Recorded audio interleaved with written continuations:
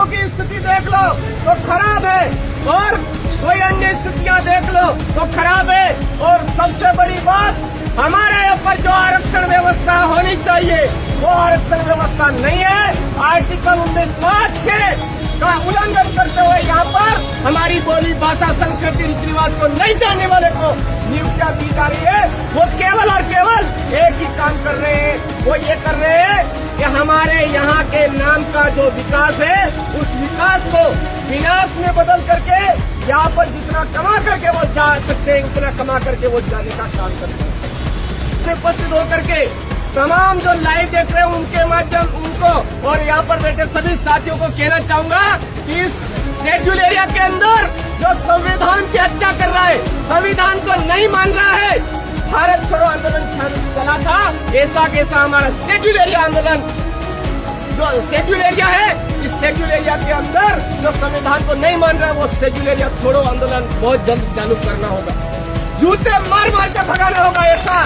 ऐसा आज हम राजस्थान का जो शेड्यूल एरिया है उस शेड्यूल एरिया के ऐसे कार्यालय के सामने खड़े हैं जो इस एरिया का खा खा करके उस कार्यालय की हालत तो पतली है, लेकिन इस कार्यालय में बैठने वाले अधिकारी और इसका संचालन करने में जिसकी भूमिका रहती है वो अभी भाई बोल ही रहे थे खाऊलाल जी खराड़ी जी, वो आज हमारे साथ में कितना दुर्व्यवहार पूर्ण जो उनकी आदतें हैं वो प्रदर्शित कर रहे हैं।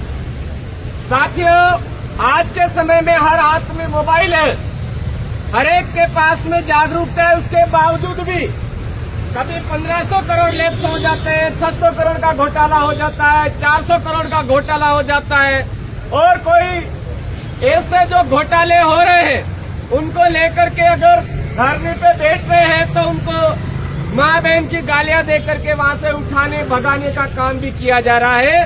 तो आप सोचिए कि हमारे पूर्वज पुरखों के साथ में क्या किया होगा इन हरामखोर लोगों ने, इस हरामखोरी व्यवस्था ने हमारे पूर्वज पुरखों के साथ में क्या किया होगा सोचिए।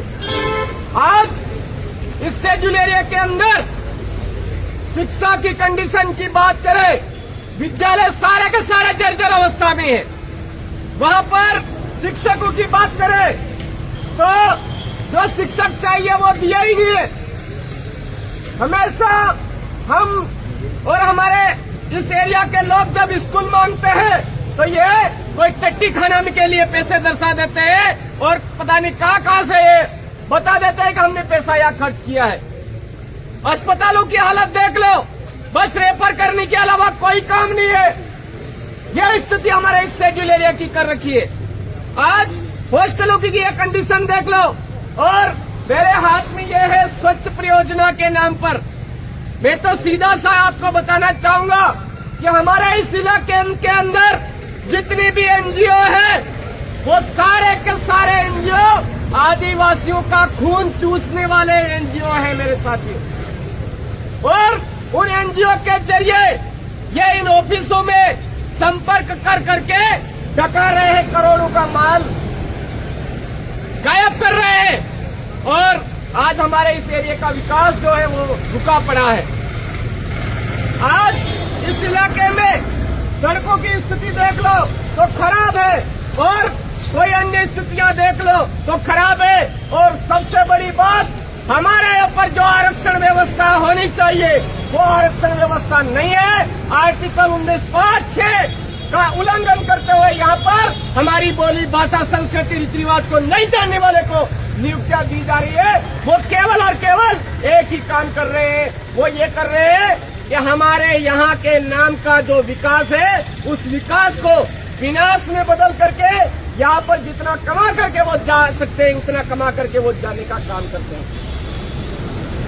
सबसे बड़ी बात, आर्टिकल 244(1) की मूल भावना के अनुरूप यहाँ पर आरक्षण व्यवस्था होनी चाहिए।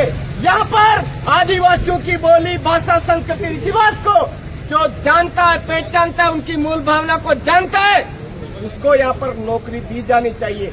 लेकिन ये आज की डेट में संवैधानिक उल्लंघन करते हुए जो ज्यादा से ज्यादा दलाली करने वाले लोग हैं, नेता है, खाऊलाल है, उनको मंत्री बना दिया जाता है, यहाँ पर नियुक्त कर दिया जाता है। और सबसे बड़ी बात, हमारे यहाँ के संवैधानिक प्रावधान, शेड्यूल एरिया के संवैधानिक प्रावधान टीएसी का गठन, हम लंबे समय से कह रहे हैं कि हमारे यहाँ पर टीएसी का गठन होना चाहिए और वो संवैधानिक अनुरूप होना चाहिए, उसका जज आदिवासी होना चाहिए। लेकिन ये लोग उसकी जगह किसको बिठा रखा है? सीएम को बिठा रखा है। क्या सीएम जो आज की तारीख में हमारे राजस्थान के अंदर है वो क्या हमारे आदिवासी है? नहीं है। तो हमारे संविधान को नहीं माना जा रहा है, संविधान को तोड़ा जा रहा है, संवैधानिक की जितने प्रावधान है उनके ऊपर पानी फेरा जा रहा है। मैं इस कार्यालय के सामने उपस्थित होकर के तमाम जो लाइव देख रहे हैं उनके माध्यम उनको और यहाँ पर बैठे सभी साथियों को कहना चाहूंगा कि इस शेड्यूल एरिया के अंदर जो संविधान की हत्या कर रहा है, संविधान को नहीं मान रहा है, भारत छोड़ो आंदोलन चला था, ऐसा कैसा हमारा शेड्यूल एरिया आंदोलन, जो शेड्यूल एरिया है, इस शेड्यूल एरिया के अंदर जो संविधान को नहीं मान रहा है वो शेड्यूल एरिया छोड़ो आंदोलन बहुत जल्द चालू करना होगा, जूते मार मार के भगाना होगा। ऐसा सीधा सीधा हमको करना होगा। अब वो समय आ चुका है क्योंकि संविधान को नहीं मान रहे। आज की तारीख में हम देख रहे हैं कि हमारे उदयपुर में राज तिलक हुआ, हमारे प्रतापगढ़ में राज तिलक हुआ। संविधान में ये कब से बैंड हो चुका है, संविधान में कब से अमान्य कर चुका है, असंवैधानिक घोषित कर चुका है। मतलब धीरे धीरे आज की तारीख में जो कलेक्टर है वो तानाशाही रवैया अपना रहे, राजशाही शासन नीति लाने की कोशिश चल रही है। तो मैं पूरे शेड्यूल एरिया के जो लोग हैं उनसे कहना चाहूंगा कि हम जो भील प्रदेश की मांग कर रहे हैं वो इसलिए कर रहे हैं क्योंकि यहाँ पर संविधान को मानने वाले लोग हैं वो नहीं है। यहाँ पर कहीं न कहीं नपुंसक लोगों की सरकार बैठ चुकी है। यहाँ पर जिनकी औलादें ही नहीं है, औलाद क्या चीज होती है, उनकी सरकारें बैठ चुकी है, पर्चियों के माध्यम से सरकारें बैठ चुकी है। वो इस देश को आगे नहीं ले जाना चाहते, इस देश को बेच करके खाना चाहते हैं। साथियों, करने को बहुत कुछ बातें हैं, लेकिन हम सबको एक बड़े लेवल पर आर्टिकल 244(1) की मूल भावना के अनुरूप आरक्षण व्यवस्था लागू होनी चाहिए, इस पर बात करनी होगी। आज संविधान के अंदर ये सब प्रावधान है कि जितने भी अधिकारी प्रशासनिक है वो हर जिला स्तर पर वो सीधे सीधे आदिवासियों से संवाद करें। किसी अन्य कैटेगरी को ये नहीं दिया गया, लेकिन आदिवासियों को दिया गया है।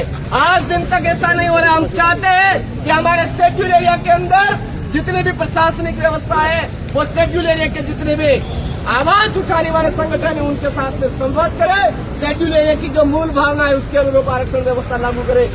साथ ही हमारे शेड्यूल एरिया के अंदर जो सिविल एरिया के कर्मचारी है, चाहे कोई सा भी डिपार्टमेंट में हो, हमारे इलाके से आप बाहर होनी चाहिए, शेड्यूल एरिया से बाहर होनी चाहिए। ये मैं इसके माध्यम से इस कार्यालय के सामने कहना चाहता हूँ। क्यों?